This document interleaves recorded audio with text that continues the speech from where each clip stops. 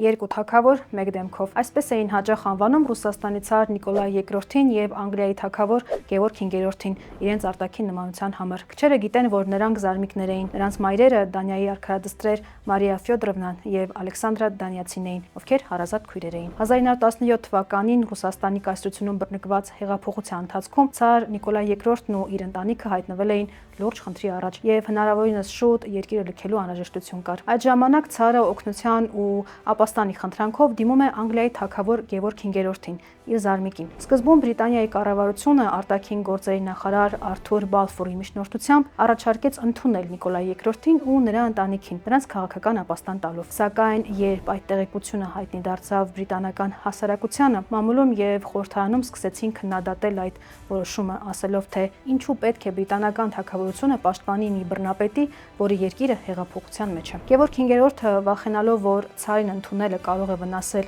իր հեղինակությանը եւ հեղափոխական կրքեր բորբոքել արդեն իր դեմ, հրաժարվեց ընդունել ցարին։ Արդյունքում 1918 թվականին բոլշևիկները սպանեցին Նիկոլայ II-ին, նրա կնոջը Ալեքսանդրիային եւ նրանց 5 երեխաներին։ Այս իրադարձությունը հետագայում ծանր ազդեցություն էր թողել Գևորգ V-ի կյանքում։ Նա անգամ մի առիթով ասել էր. «Ես երբեք ինձ չեմ ների, որ չօգնեցի իմ զարմիկին»։ Ըստ որոշ պատմաբանների, եթե Գևորգ V-ը համաձայնվեր ընդունել Նիկոլային, պատմությունը կարող էր լրիվ այլ ընթացք ունենալ։ Մեկնաբանություններում գրեք՝ դուք ինչպես կվարվեիք եւ հետեւեք Ռենեսանսին, մեզ մոտ հետաքրքիր ու գիտելիքաշատ է։